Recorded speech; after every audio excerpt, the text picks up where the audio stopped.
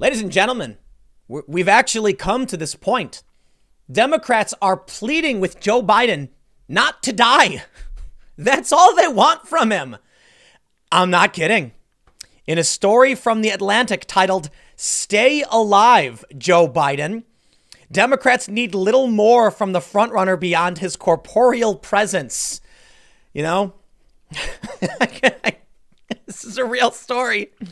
This is an opinion piece from a woman named Alex Wagner, who basically argues all we need is Biden to be alive because the idea will persist and people hate Trump.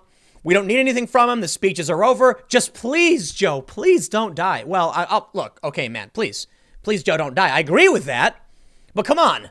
It's a little disconcerting if that's your rallying cry for Democrats 2020.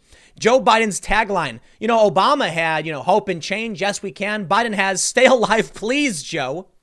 That's pathetic. I'm sorry, man. Joe Biden should not be in this race. But here we are. Joe Biden has become so inept, so unable to actually do the job of campaigning. You think this guy is going to be able to be president when you're actually begging him to live? Please don't die. That's all we need. No, we need a president, man. We need someone who can lead the armed forces, who can lead a nation. If this dude's hanging on by a few hairs, no, come on, man.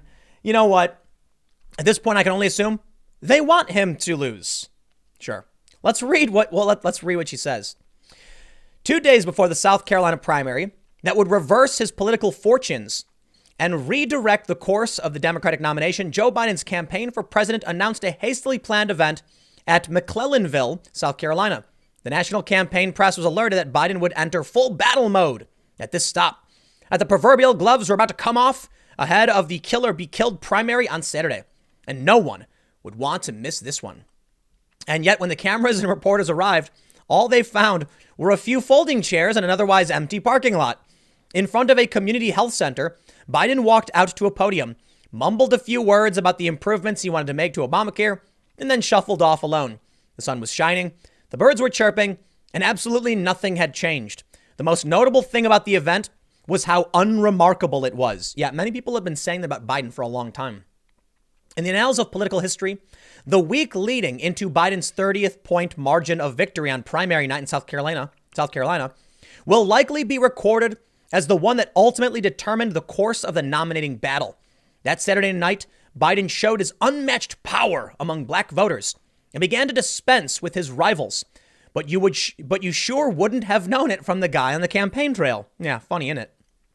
Voters seem to have coalesced around Biden for his past, who they have known him to be for the past 4 decades in American politics, rather than for anything in his present. It's as if Biden exists primarily as an idea rather than an actual candidate. This is what they're going to vote for.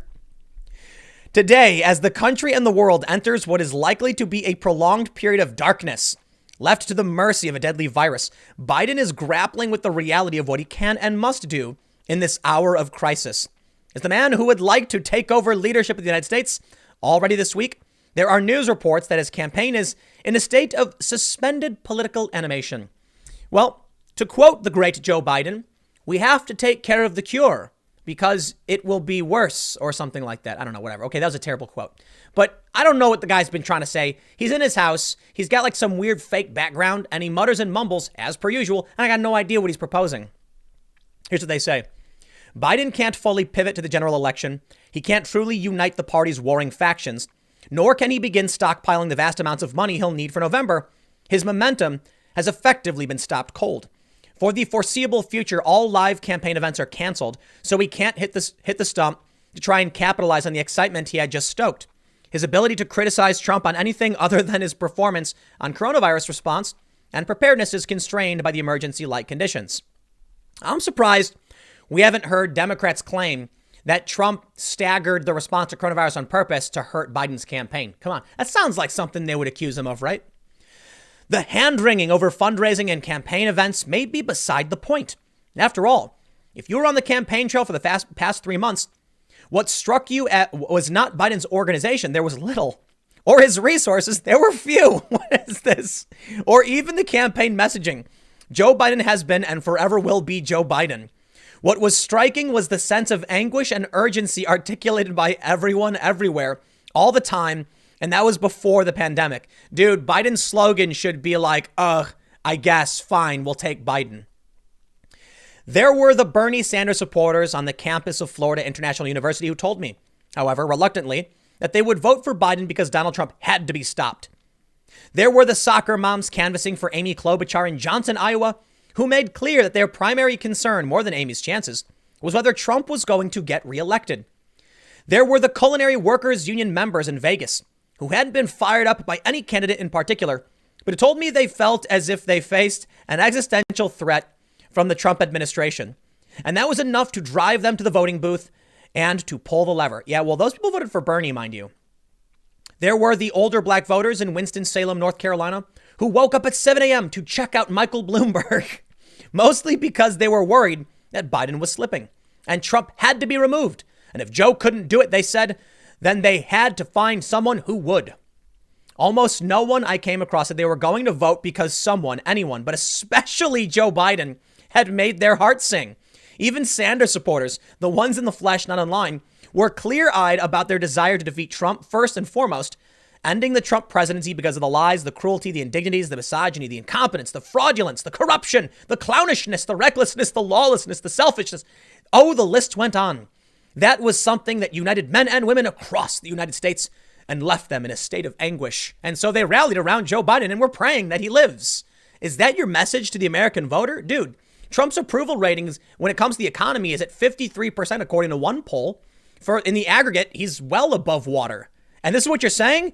Vote for Joe Biden. He's alive. Oh, man. On television, vote for Joe Biden. He's alive. On television, this concern was packaged as a focus on electability. But out in the country itself, it was something deeper and more emotional than the dispassionate term implies. Democrats, some independents, and some Republicans, too, were terrified and furious at the prospect of another 4 years of Donald Trump. And as the weeks of the primary season ticked on, it became clear that there was one option to forestall that possibility, and his name was Joe Biden. I am so sorry. I am struggling not to just laugh for 20 minutes straight. I am trying. I'm trying.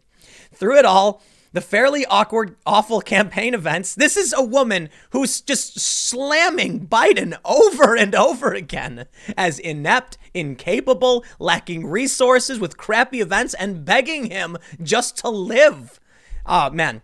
If Trump derangement syndrome was, this is Trump derangement syndrome incarnate. It's becoming corporeal itself. Okay. She says, Bernie Sanders may still be in the race, but this is a detail. Democrats have chosen Biden as their vessel for Trump's defeat, and that choice is the entire point. The vanquishing matters more than anything else.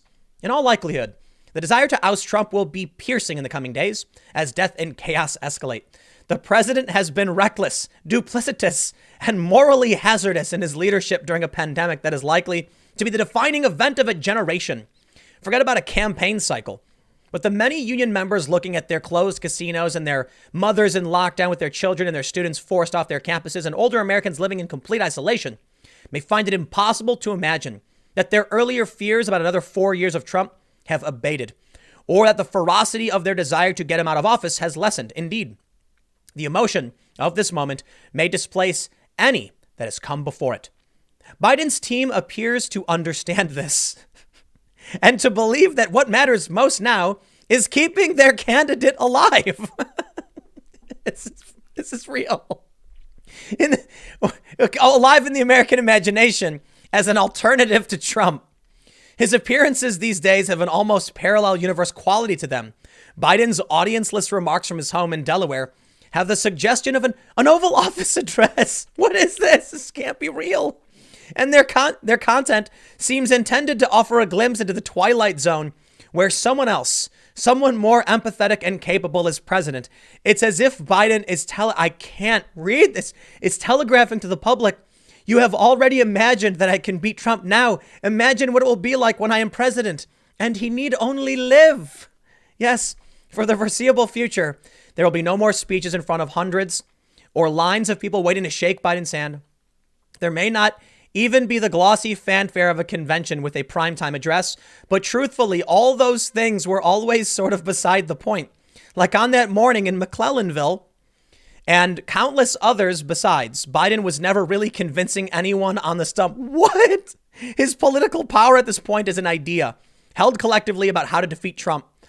The work now is to keep the idea convincing enough for long enough as among as many people as possible for the corporeal man to actually win. What did I just read? This was published in The Atlantic? I feel like I'm reading The Onion or the Babylon Bee. Stay alive, Joe Biden. That's all.